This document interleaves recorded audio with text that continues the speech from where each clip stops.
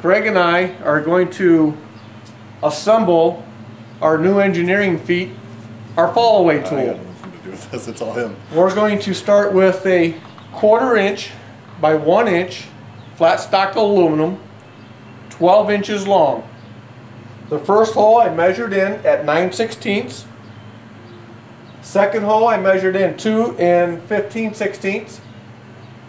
Third hole is 6 inches on center. The fourth hole you see is 9 1/16. And then the last hole is 11.5 inches on center. So now what does this represent? You take 2-inch muffler clamps, 2 of them. They go in on the outside. Take your nuts, spin them on to hold it.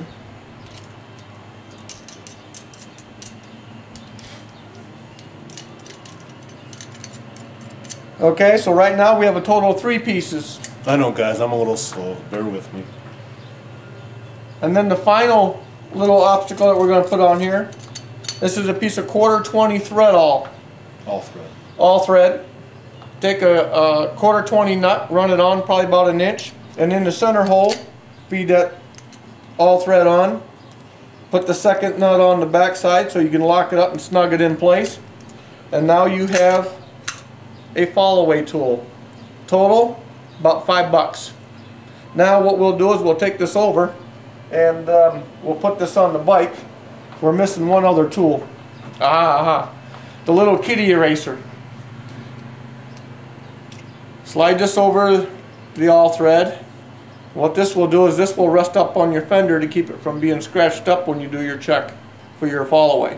So now what we'll do, we'll take this over, we'll mount this on the 03V rod, and we'll show you how it works. Okay, before we mount this fall away tool onto the 03V rod, what we're going to do is we're going to wipe off the tubes, and then we're going to put painter's tape on both tubes. That way. Okay, Craig and I got the fall away tool mounted on the V rod.